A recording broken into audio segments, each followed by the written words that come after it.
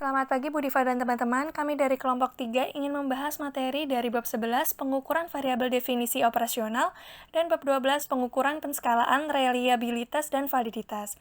Kami dari kelompok 3 yang beranggotakan ada 10 orang, yaitu terdiri dari Rafael Riko Susila Jati, Henita Susanti Kunda, Margarita Fiona P., Erfrasiana Irma Weli Lebe, Efremina Hayunda, Gabriela Diandra, Clemencia Yesi, Francisca Putri Miranti, Diah Ayu, dan Tisa Rara. Di sini kami akan menjelaskan bab 11 yaitu pengukuran variabel dan definisi operasional. Di bab 11 ini ada 3 pokok bahasan. Yang pertama pengukuran variabel, yang kedua operasional, yang ketiga dimensi internasional dari operasional. Pokok bahasan yang pertama adalah pengukuran variabel. Nah, pengukuran variabel dalam kerangka teoritis merupakan bagian integral dari penelitian dan aspek penting dari desain penelitian. Nah, misalnya saja kita seringkali melakukan studi lapangan atau melakukan eksperimen. Nah, di situ kita seringkali ketika kita ingin mengetahui sesuatu keadaan atau peristiwa, kita seringkali menggunakan kuesioner untuk mengukur variabel ketertarikannya. Nah, di sini kita akan membahas bagaimana variabel tersebut sesuai untuk pengukuran. Untuk itu, bagaimana mengukur variabel? Nah, misalnya saja untuk menguji hipotesis bahwa keberagaman tenaga kerja mempengaruhi efektivitas organisasi. Nah, di sini kita harus mengukur keberagaman tenaga kerja tersebut dan aktivitas organisasi tersebut. Untuk itu, pengukuran adalah penempatan angka atau simbol lain untuk ciri-ciri atau atribut objek sesuai dengan rangkaian peraturan. Objek di sini termasuk orang, unit bisnis strategi, perusahaan, negara, sepeda, gajah, peralatan rumah tangga, restoran, sampo, yogurt, dan lain sebagainya. Masih banyak lagi objek yang bisa kita masukkan dalam pengukuran. Nah, contoh dari ciri-ciri objek adalah arousal seeking tendency, motivasi pencapaian, efektivitas organisasi, kesenangan berbelanja, panjang, berat, keberagaman suku, kualitas pelayanan, pengaruh kondisi, dan rasa, dan masih banyak lagi ciri-ciri objek tergantung dari atribut mana atau objek mana yang kita pilih. Nah, untuk dapat mengukur, Anda memerlukan suatu objek dan atribut dari objek tersebut. Selain objek dan atribut dari objek, kita juga memerlukan seorang penilai. Nah, penilai di sini adalah seorang yang memiliki pengetahuan dan kemampuan yang diperlukan untuk menilai kualitas dari sesuatu. Misalnya saja menilai rasa dari yogurt, dan misalnya menilai kemampuan komunikasi dari mahasiswa. Nah, di sini objek dan penilai adalah orang yang sama. Sebagai contoh, misalnya kita ingin mengukur jenis kelamin dari karyawan kita misalnya. Nah, jenis kelamin ini adalah atribut. Nah, sedangkan karyawan ini adalah sebagai objek. Contoh lain, ketika kita ingin mengukur kesenangan berbelanja dari wanita. Kesenangan berbelanja ini adalah atribut, sedangkan wanita ini adalah sebagai objek. Pokok bahasan yang kedua adalah operasional. Nah, ketika kurangnya alat pengukur fisik untuk mengukur variabel yang lebih tidak jelas, ada cara untuk mendapatkan jenis variabel ini. Salah satu tekniknya adalah menguraikan ide atau konsep abstrak menjadi sikap dan karakteristik yang dapat diamati. Atau dengan kata lain, ide abstrak dirinci menjadi perilaku atau karakteristik yang dapat diamati. Sebagai contoh, konsep house. Nah, konsep haus ini adalah abstrak, kita tidak dapat melihatnya, namun kita dapat meminta orang yang haus tersebut untuk minum air yang banyak. Atau dengan kata lain, kita mengharapkan reaksi dari orang yang haus tersebut untuk meminum air yang banyak. Nah, jika orang mengatakan bahwa mereka haus, maka kita dapat menentukan tingkat kehausan masing-masing individu. Kita melihat dari ukuran jumlah air yang mereka minum untuk menghilangkan rasa haus tersebut, sehingga kita dapat mengukur tingkat kehausan mereka, meskipun konsep dari haus sendiri itu sifatnya abstrak dan tidak jelas. Dengan demikian, penguraian konsep abstrak untuk membuatnya menjadi dapat diukur dengan cara yang nyata itu disebut dengan mengoperasionalkan konsep. Mengoperasionalkan konsep dilihat dari dimensi perilaku, aspek, atau sifat yang ditunjukkan oleh konsep tersebut. Kemudian diterjemahkan ke dalam elemen yang dapat diamati dan diukur sehingga menghasilkan suatu indeks pengukuran konsep. Nah, di sini ada langkah untuk mengoperasionalkan konsep. Yang pertama yaitu menyatakan definisi ide yang ingin Anda ukur. Misalnya tadi itu adalah contoh konsep haus. Nah, di sini kita harus menyatakan atau mendefinisikan ide yang ingin kita ukur. Contohnya tadi itu konsep haus. Langkah yang kedua adalah memikirkan konten dari ukuran tersebut, yaitu instrumen yang benar-benar mengukur konsep yang ingin diukur. Langkah yang ketiga, format respon. Misalnya contohnya itu formatnya itu sangat tidak setuju dan sangat setuju. Ini sangat diperlukan. Dan langkah yang terakhir adalah validitas dan reliabilitas dari skala pengukuran tersebut harus dapat dinilai. Konsep abstrak dioperasionalkan dengan menggunakan elemen yang dapat diukur dan diamati. Seperti contoh orang yang haus tadi, jumlah minuman yang digunakan oleh orang tersebut untuk menghilangkan rasa haus mereka. Dan jika ide tersebut memiliki lebih dari satu area atau dimensi, kita harus memastikan bahwa pernyataan secara tepat mewakili area atau dimensi tersebut dimasukkan dalam sebuah pengukuran. Nah, teman-teman, pada materi selanjutnya saya akan menjelaskan mengenai mengoperasionalkan konsep multidimensional dari motivasi pencapaian. Penggunaan skala pengukuran karya yang sudah ada memiliki dua keuntungan. Yang pertama yaitu menghemat banyak waktu dan tenaga, dan yang kedua memungkinkan kita untuk memverifikasi temuan orang lain dan menggunakan keberhasilan dari karya orang lain.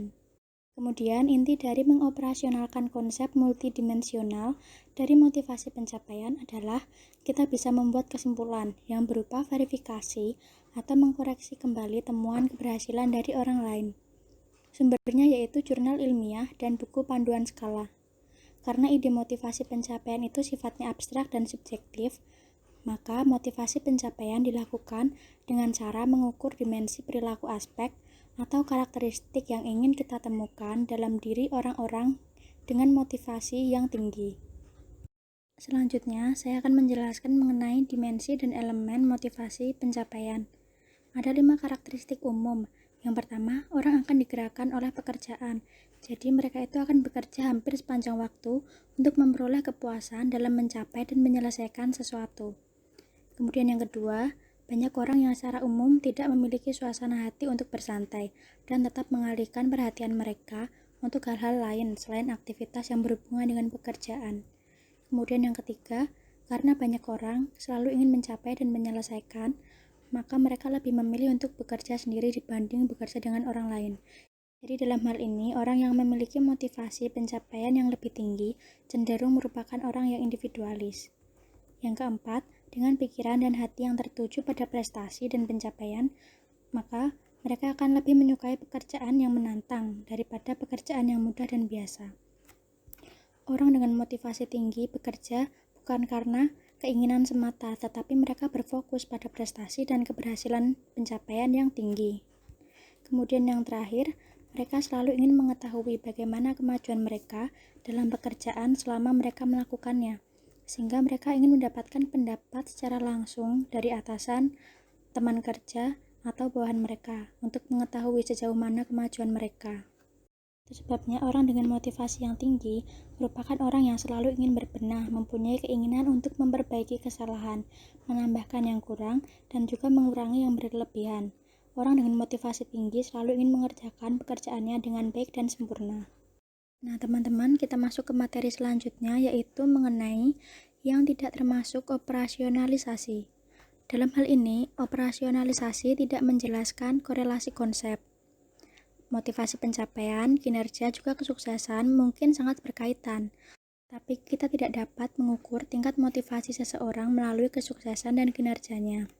Kemudian, yang tidak termasuk mengoperasionalkan suatu konsep, yaitu menggambarkan alasan, latar belakang, konsekuensi, atau mengkorelasikan konsep. Tetapi seharusnya menjelaskan karakteristik yang dapat diamati sehingga kita dapat mengukur konsep tersebut. Hal ini penting untuk diingat karena jika kita mengoperasionalkan konsep secara tidak tepat atau mengkait-kaitkannya dengan konsep lain, kita tidak akan memperoleh ukuran atau hasil yang valid. Karena hal-hal tersebut membuat kita tidak akan mendapatkan data yang baik dan penelitian yang kita lakukan menjadi tidak ilmiah. Selanjutnya, kita masuk ke subbab yang ketiga, yaitu dimensi internasional dari operasional. Dalam melakukan penelitian transnasional, penting untuk mengingat bahwa variabel tertentu memiliki arti dan konotasi berbeda dalam kebudayaan yang berbeda, sehingga menjadi hal bijak jika peneliti yang berasal dari sebuah negara dengan bahasa yang berbeda mencari bantuan dari sarjana lokal untuk mendefinisikan secara operasional konsep-konsep tertentu ketika melakukan penelitian lintas budaya. Baik, sekarang kita masuk ke bab 12, yaitu pengukuran yang meliputi pengskalaan, reliabilitas, dan juga validitas. Nah, di sini terdapat 4 skala. 4 skala itu meliputi skala nominal, skala ordinal, skala interval, dan skala rasio. Pertama, saya akan menjelaskan tentang skala nominal. Yang dimaksud skala nominal yaitu skala yang memungkinkan peneliti untuk menempatkan subjek berdasarkan kategori atau kelompok tertentu. Sebagai contoh, terkait dengan variabel gender, responden dapat dikelompokkan ke dalam 2 kategori, yaitu pria dan wanita. Kedua kelompok tersebut dapat diberi kode nomor 1 dan 2. Nomor tersebut berfungsi sebagai label kategori yang sederhana dan sesuai, tanpa nilai intrinsik. Perhatikan bahwa kategori juga dilengkapi secara kolektif. Dengan kata lain, tidak ada kategori ketiga di mana responden akan termasuk di dalamnya secara normal. Informasi yang dapat dihasilkan dari skala nominal adalah perhitungan persentase atau frekuensi pria dan wanita dalam sampel responden. Sebagai contoh lain, kita dapat melihat variabel lain yang dapat menggunakan skala nominal dari kewarganegaraan seseorang yang terdapat di tabel tersebut.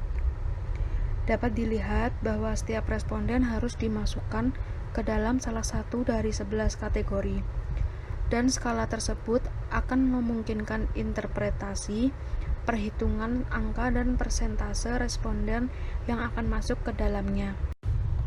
Yang kedua adalah skala ordinal.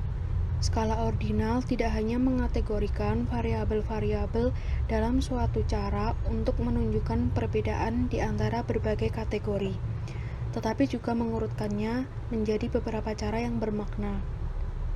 Skala ordinal menyediakan lebih banyak informasi dibanding dengan skala nominal.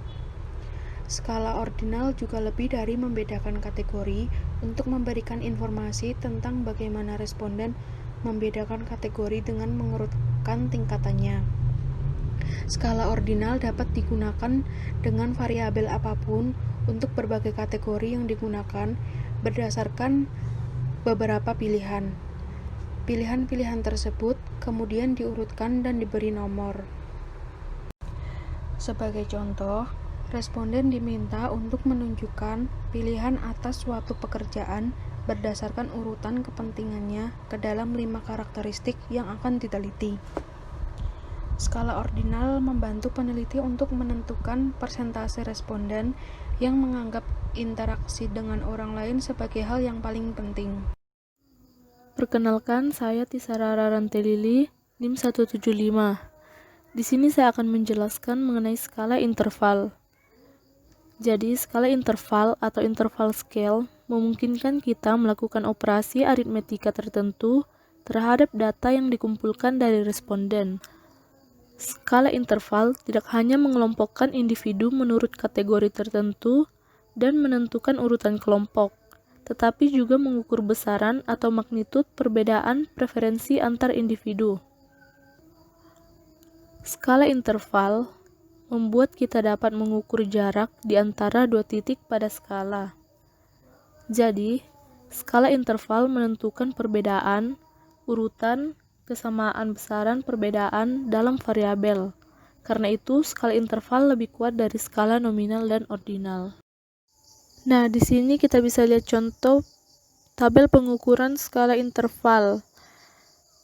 Tunjukkan sejauh mana Anda setuju dengan pernyataan terkait pekerjaan Anda di bawah ini dengan melingkari angka yang sesuai menggunakan skala yang diberikan sebagai berikut. Di sini skala yang digunakan itu 1 sampai 5. Skala 1 jika responden sangat tidak setuju, skala 2 jika tidak setuju, skala 3 tidak berpendapat, skala 4 setuju, dan skala 5 sangat setuju. Selanjutnya itu kesempatan yang ditawarkan oleh pekerjaan berikut penting bagi saya. Nah, di sini ada beberapa variabel yang digunakan. Yang pertama itu interaksi dengan orang lain. Di sini responden bisa memilih dari skala 1 sampai skala 5. Misalnya, responden sangat setuju dengan pernyataan interaksi dengan orang lain. Jadi, responden itu memilih skala 4 karena dia setuju, dan seterusnya. Kemudian ada skala rasio.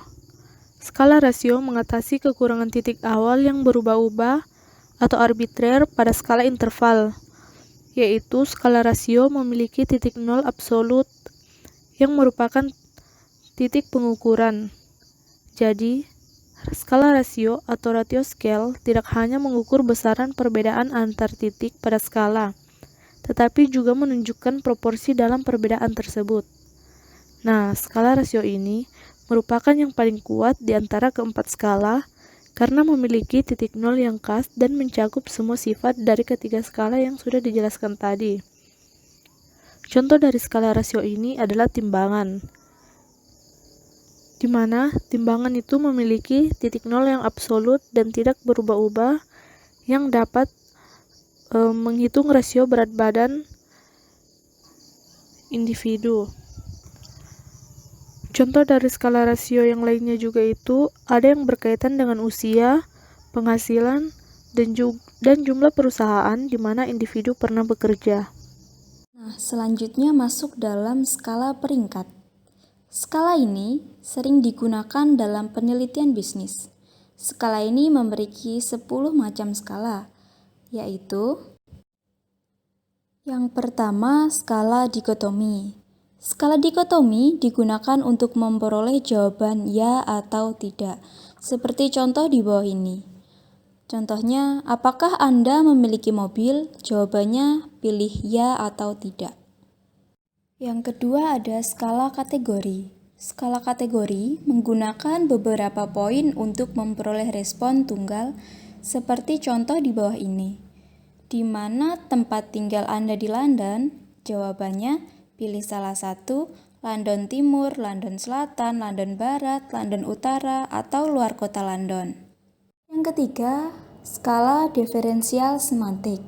Skala ini digunakan untuk menilai sikap responden terhadap merek, iklan, objek, atau orang tertentu. Biasanya terdapat 7 titik responden seperti di contoh di bawah ini. Responsif dengan 7 titik sampai pada tidak responsif. Jadi semakin ke kanan semakin tidak responsif. Begitu juga dengan selanjutnya. Yang keempat ada skala numerik. Skala numerik hampir sama dengan skala diferensial semantik. Perbedaannya di sini terdapat angka pada skala 5 titik atau 7 titik. Dengan kedua kutubnya ada kata sifat. Contohnya seperti di bawah ini. Seberapa puas Anda dengan agen real estate yang baru? Jawabannya, sangat puas menunjukkan angka 7 dan angka 1 menandakan sangat tidak puas. Nah, yang kelima ada skala peringkat terperinci. Pada skala ini terkadang terdapat 5 titik atau 7 titik atau titik lain dengan panduan yang diberikan. Nah, biasanya responden dapat menuliskan nomor atau menyatakan nomor sesuai dengan nomor yang dipilih di samping masing-masing poin, atau juga dapat melingkari angka yang relevan untuk setiap poinnya. Seperti contoh di bawah ini. Nah, di sini terdapat 2 contoh. Yang pertama itu ada skala peringkat seimbang, ada juga skala peringkat tidak seimbang. Yang di atas merupakan skala peringkat seimbang. Di sini dapat dituliskan nomor di sampingnya sesuai dengan poin yang dipilih. Ataupun contoh yang tidak seimbang dapat melingkarinya, seperti itu. Baik, kemudian yang keenam adalah skala Likert. Nah, skala Likert ini didesain untuk menelaah seberapa kuat subjek setuju atau tidak setuju dengan pernyataan pada skala 5 titik dengan panduan sebagai berikut. Yang pertama, nomor 1 itu sangat tidak setuju. Yang nomor 2 tidak setuju. Yang nomor 3 tidak berpendapat atau netral. Yang keempat setuju. Yang kelima sangat setuju. Respon terkait sejumlah poin yang menekankan konsep atau variabel tertentu dapat dianalisis per poin. Namun juga memungkinkan untuk menghitung total atau penjumlahan nilai untuk setiap responden dengan menjumlahkan antar poin. Skala ini akan menghasilkan total skor yang tinggi bagi responden yang memiliki perilaku yang mendukung pekerjaannya dan skor terendah bagi responden yang perilakunya tidak mendukung pekerjaannya. Sebagai contoh, menggunakan skala Likert menyatakan tingkat kesetujuan terhadap pernyataan berikut. Pernyataannya adalah pekerjaan saya sangat menarik. Nah, di sini ada 5 titik di mana responden dapat memilih salah satu dari 5 titik tersebut. Dari yang pertama itu sangat tidak setuju hingga yang kelima itu sangat setuju. Nah, kemudian yang ketujuh ada skala jumlah tetap atau konstan. Skala jumlah tetap merupakan contoh skala peringkat komparatif. Di dalam skala jumlah tetap, responden diinstruksikan untuk membagi suatu jumlah ke dalam beberapa atribut yang dibandingkan. Setiap atribut memperoleh angka sesuai dengan tingkatan kepentingan masing-masing. Contohnya, dalam memilih sabun mandi, tunjukkan pentingnya aspek berikut dengan memberikan poin terhadap masing-masing aspek dengan total 100 poin. Yang pertama ada aspek keharuman, kemudian ada aspek warna, ada aspek bentuk, aspek ukuran, yang terakhir ada aspek tekstur buih. Nah, aspek-aspek ini mempunyai poin tersendiri, dan poin-poin tersebut jika ditotal itu 100 poin. Nah, kemudian yang ke-8 ada skala Staples. Skala Staples secara simultan mengukur arah dan intensitas sikap terhadap poin yang ingin diteliti. Karakteristik minat terhadap penelitian diletakkan di bagian tengah dengan kisaran skala numerik, misalnya dari +3 hingga -3. Skala ini mencerminkan seberapa dekat atau jauh respon individu terhadap stimulasi. Karena skala ini tidak memiliki titik nol absolut. Skala ini merupakan skala interval. Contohnya, nyatakan bagaimana Anda menilai kemampuan supervisor Anda terkait dengan setiap karakteristik yang disebut berikut dengan melingkari nomor yang tepat. Yang pertama itu ada karakteristik dengan pernyataan menghadapi teknologi modern. Yang kedua, inovasi produk. Yang ketiga, keterampilan interpersonal. Nah, responden menjawabnya dengan melingkari nomor yang tertera di atas dan di bawah pernyataan sesuai dengan kemampuan supervisor tersebut. Jika di atas, diartikan bahwa supervisor itu mampu menghadapi teknologi modern. Jika di bawah, artinya supervisor kurang mampu menghadapi teknologi modern.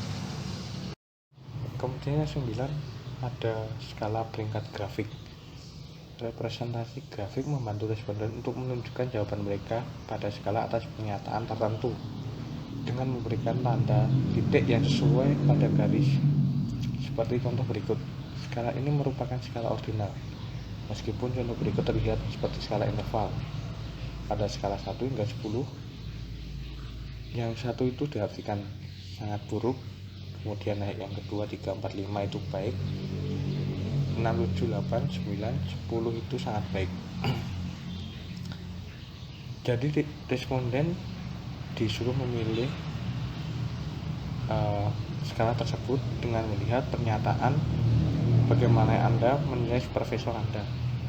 Apakah dinilai sangat baik atau baik atau mungkin sangat buruk, dengan memberi titik pada garis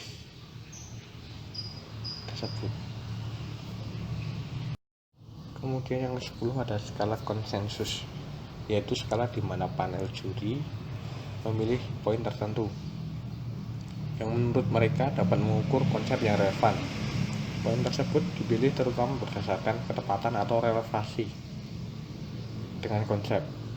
Skala konsensus dibuat setelah poin yang terpilih diperiksa dan diuji validasi dan reliabilitasnya.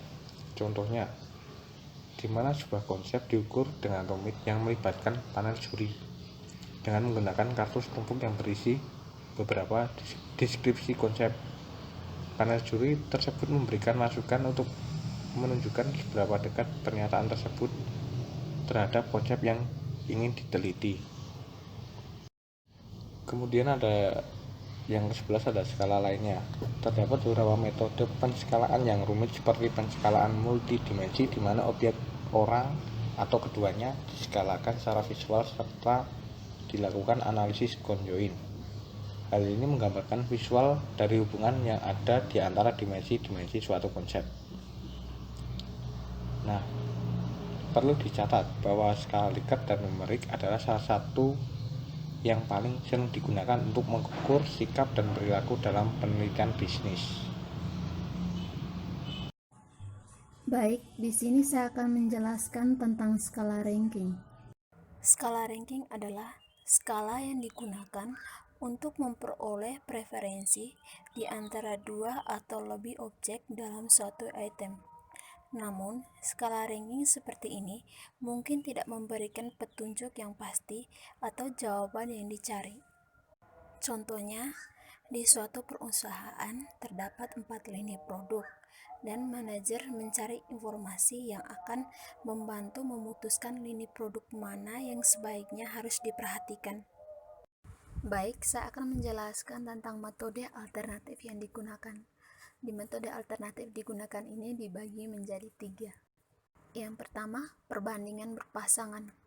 Digunakan ketika di mana objek responden diminta memilih di antara dua objek pada satuan waktu. Yang kedua, pilihan yang diharuskan. Memungkinkan responden untuk meranking objek yang disesuaikan satu sama lain di antara alternatif yang disediakan. Hal ini dapat memudahkan responden, khususnya jumlah di ranking terbatas. Contohnya, ranking majalah di mana Anda ingin berlangganan berdasarkan preferensi. Berikut ini 1 unit pilihan yang paling disukai dan 5 pilihan yang tidak disukai. Di contoh ini sudah mencantumkan 5 unit yang paling tidak disukai. Yang ketiga, skala komparatif.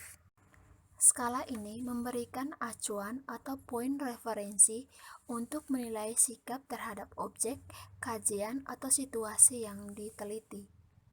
Contohnya, teman-teman dapat melihat gambar di PPT tersebut. Selanjutnya, dimensi internasional dari penskalaan. Yang pertama, ada ketepatan pengukuran. Nah, di sini kami menampilkan gambar atau tabel tentang menguji ketepatan ukuran, bentuk, reliabilitas, dan validitas. Yang pertama, goodness of data atau ketepatan data. Ketepatan data dapat diukur melalui dua cara. Yang pertama itu reliability atau reliabilitas, dan yang kedua validity atau validitas.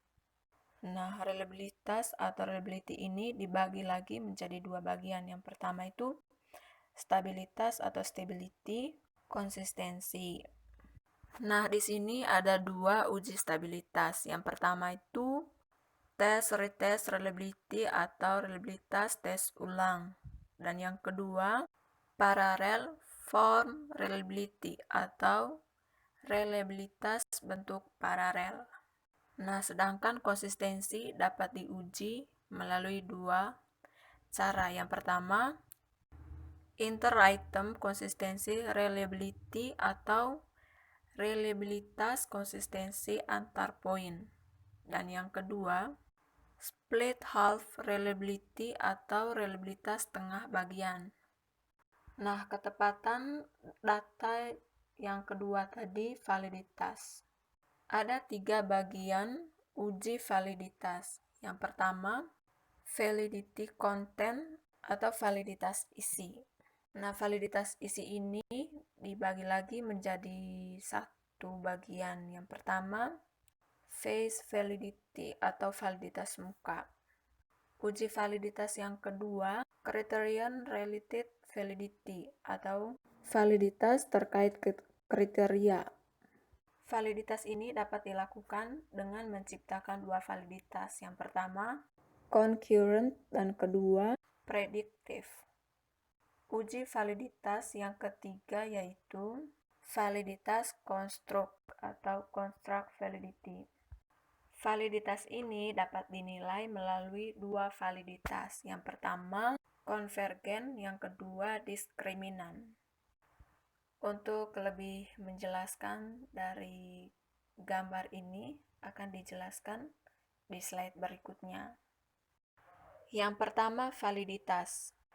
Validitas merupakan uji tentang seberapa baik suatu instrumen yang dikembangkan mengukur konsep tertentu yang ingin diukur.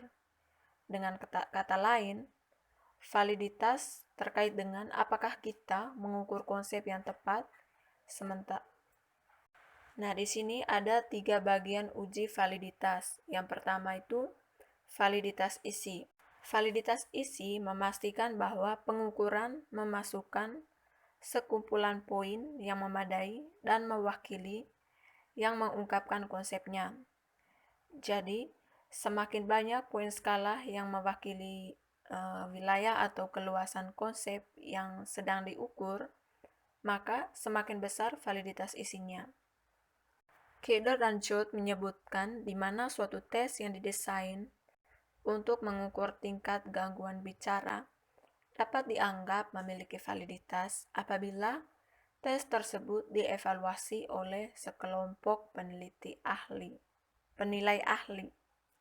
Komponen yang valid dari validitas isi adalah validitas muka, yang mengindikasikan bahwa poin yang ditujukan untuk mengukur suatu konsep memang seperti kelihatannya mampu mengukur konsep tersebut. Namun, ada peneliti yang beranggapan bahwa tidaklah tepat untuk memperlakukan validitas muka sebagai komponen yang valid dari validitas isi. Uji validitas yang kedua yaitu validitas terkait kriteria. Validitas ini dibuat ketika ukuran membedakan individu-individu pada kriteria yang diharapkan untuk diprediksi. Hal ini dapat dilakukan dengan menciptakan dua validitas, yaitu validitas konkuren dan validitas prediktif. Validitas konkuren dibuat ketika skala tersebut membedakan individu-individu yang diketahui berbeda, yaitu memiliki skor yang berbeda pada instrumen. Sedangkan validitas prediktif mengindikasikan kemampuan instrumen pengukuran untuk membedakan individu-individu dengan acuan kriteria di masa yang akan datang. Uji validitas yang ketiga yaitu validitas konstruk. Validitas konstruk menunjukkan seberapa baik hasil yang diperoleh dari penggunaan ukuran yang sesuai dengan teori yang mendasari desain tes. Hal tersebut dinilai melalui dua validitas, yaitu validitas konvergen dan validitas diskriminan. Validitas konvergen terpenuhi apabila skor yang diperoleh dari dua instrumen berbeda yang mengukur konsep yang sama sangat berkorelasi. Yang kedua, validitas diskriminan terpenuhi apabila berdasarkan teori, dua variabel diprediksi tidak berkorelasi dan skor yang diperoleh dari pengukurannya benar-benar secara empiris membuktikan hal tersebut. Dengan demikian, validitas dapat dihasilkan dengan cara yang berbeda-beda.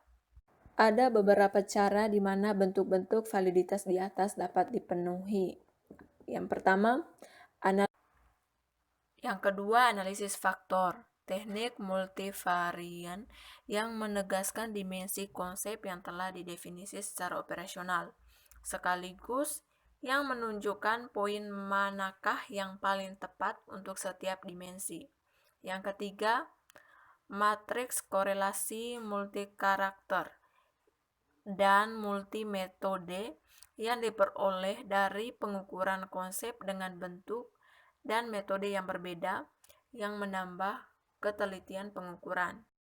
Slide berikutnya adalah ketepatan pengukuran yang kedua, yaitu reliabilitas. Reliabilitas atau reliability, suatu pengukuran menunjukkan sejauh mana pengukuran tersebut tanpa bias atau tanpa kesalahan, dan karena itu menjamin konsistensi pengukuran di sepanjang waktu serta di berbagai poin pada instrumen tersebut. Atau dengan kata lain, reliabilitas suatu ukuran merupakan indikator stabilitas dan konsistensi di mana instrumen tersebut mengukur konsep serta menilai kesesuaian suatu ukuran. Nah, reliabilitas ini mempunyai bagian-bagian, yaitu yang pertama stabilitas pengukuran dan juga konsistensi internal ukuran. Nah, stabilitas pengukuran itu kemampuan suatu pengukuran untuk tetap sama sepanjang waktu meskipun terdapat kondisi pengujian yang tidak dapat dikendalikan atau keadaan responden itu sendiri. Karena itu merupakan indikasi stabilitas dan kerentanan yang rendah terhadap perubahan situasi. Nah, hal ini membuktikan kesesuaiannya karena konsep tersebut benar-benar diukur kapanpun dilakukan. Nah, stabilitas pengukur ini memiliki dua uji stabilitas, yaitu reliabilitas tes ulang dan reliabilitas bentuk paralel. Reliabilitas tes ulang adalah koefisien reliabilitas yang diperoleh dengan penggunaan ukuran yang sama pada kesempatan yang kedua. Sedangkan reliabilitas bentuk paralel adalah ketika respon terhadap kedua kelompok ukuran yang hampir sama yang mengungkapkan ide yang sama menunjukkan korelasi yang tinggi. Berikutnya adalah stabilitas pengukuran yang kedua, yaitu konsistensi internal ukuran. Nah, konsistensi internal ukuran adalah indikasi homogenitas poin di dalam ukuran yang mengungkapkan konsepnya. Atau dengan kata lain, poin harus benar-benar sebagai suatu rangkaian atau kesatuan dan mampu secara independen mengukur konsep yang sama sehingga responden menyemat makna keseluruhannya yang sama untuk masing-masing poin. Nah, di sini konsistensi internal ukuran dapat diuji melalui uji reliabilitas antar poin dan reliabilitas belah dua atau reliabilitas tengah bagian. Reliabilitas konsistensi antar poin adalah pengujian konsistensi jawaban responden atas semua poin yang diukur, hingga pada tingkat di mana poin-poin merupakan ukuran yang independen dari konsep yang sama. Poin tersebut akan saling berkorelasi. Yang berikutnya adalah reliabilitas belah dua atau setengah bagian. Itu mencerminkan korelasi di antara dua setengah bagian dari suatu instrumen. Estimasi akan berbeda-beda tergantung pada bagaimana poin dalam pengukuran dibagi menjadi dua bagian. Nah, di sini reliabilitas setengah bagian dapat lebih tinggi daripada koefisien Cronbach alpha hanya dalam situasi di mana terdapat lebih dari satu dimensi respons mendasar yang diungkapkan oleh pengukuran tersebut dan apabila beberapa kondisi lainnya terpenuhi. Oke, selanjutnya saya akan membahas skala pengukuran reflektif versus formatif. Kenyataannya adalah poin-poin yang mengukur suatu konsep tidak harus selalu konsisten. Hal ini benar hanya untuk skala reflektif, namun tidak untuk skala formatif. Lalu apa yang dimaksud dengan skala reflektif? Dalam skala reflektif, poin item diharapkan saling berkorelasi, tidak seperti poin yang digunakan dalam skala formatif yang akan didiskusikan kemudian. Masing-masing poin dalam skala reflektif diasumsikan memiliki basis yang sama, sehingga peningkatan pada nilai konstruk akan diterjemahkan menjadi peningkatan pada nilai seluruh poin yang mencerminkan konstruk tersebut. Contoh dari skala reflektif adalah skala perilaku terhadap penawaran, attitude toward the offer. Skala ini adalah skala peringkat 9 titik dengan 6 poin yang mengukur perilaku seseorang tentang produk tertentu yang ditawarkan pada harga tertentu juga. Skala ini dibentuk dari 5 kata sifat bipolar. Yang pertama, tidak menguntungkan-menguntungkan. Yang kedua, buruk-baik. Ketiga, bahaya aman. Keempat, tidak menarik-menarik. Dan yang kelima, jelek dan bagus. Lalu ada satu tambahan poin, yaitu tidak setuju. Dengan demikian, kita dapat menganggap seluruh 6 poin tersebut berkorelasi. Perhatikan bahwa arah kausalitas atau sebab akibat berasal dari konsep ke poinnya. Oke, selanjutnya mengenai skala formatif. Apa sih yang dimaksud dengan skala formatif dan mengapa poin atau item skala formatif ini tidak harus konsisten? Oke, skala formatif ini digunakan ketika suatu konstruk dipandang sebagai kombinasi penjelasan dari indikatornya. Dalam Job Description Index terdapat sekumpulan pengukuran untuk mengevaluasi kepuasan kerja. Pengukuran ini mencakup 5 dimensi, yaitu jenis pekerjaan, kesempatan promosi, kepuasan terhadap pengawasan, rekan kerja, dan gaji. Kelima dimensi itu dipandang sebagai 5 karakteristik yang menentukan kepuasan kerja. 5 dimensi tersebut juga diterjemahkan ke dalam 72 elemen yang dapat diobservasi dan diukur. Singkatnya, Job Description Index ini mencakup 5 dimensi dan 72 poin. Semua 72 poin tidak harus saling terkait karena 5 dimensi yang diwakilinya tidak harus konsisten dalam satu kumpulan. Suatu skala yang berisi poin yang tidak harus terkait disebut skala formatif. Kami telah menjelaskan bahwa skala formatif digunakan ketika konstruk seperti kepuasan kerja dipandang sebagai kombinasi penjelasan dari indikatornya seperti promosi, gaji, kepuasan terhadap pengawasan, rekan kerja, dan pekerjaan.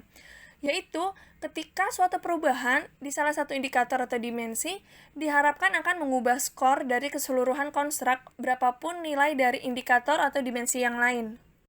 Job Description Index ini bersifat formatif, karena kenaikan dalam nilai salah satu indikatornya seperti kesempatan promosi diharapkan dapat diterjemahkan menjadi skor yang tinggi terhadap kepuasan kerja, berapapun nilai indikator yang lain. Jadi, Job Description Index mengkonseptualisasikan kepuasan kerja sebagai skor tertimbang total di antara 72 poin, di mana setiap poin disesuaikan dengan dimensi independen tertentu dari kepuasan kerja. Skala formatif yang baik atau valid adalah skala yang mewakili seluruh domain konstruk tersebut. Hal ini berarti bahwa skala yang valid harus mewakili semua aspek yang relevan dari konsep yang diteliti, meskipun jika aspek-aspek tersebut tidak berkorelasi. Meskipun beralasan untuk menguji konsistensi antar poin dari skala reflektif, namun tak beralasan untuk menguji konsistensi antar poin dari skala formatif ini. Alasannya adalah kita tidak menganggap bahwa poin dalam skala formatif harus homogen. Dengan kata lain, kita tidak menganggap juga bahwa semua poin akan berkorelasi. Karena alasan ini, uji konsistensi jawaban responden terhadap poin pengukuran formatif tidak menginformasikan apapun tentang kualitas instrumen pengukuran. Sekian presentasi kami dari kelompok 3 mengenai pengukuran variabel definisi operasional dan pengukuran mengenai penskalaan, reliabilitas, dan validitas. Semoga apa yang telah kami sampaikan, teman-teman dapat memahami materi ini. Atas perhatiannya kami ucapkan terima kasih.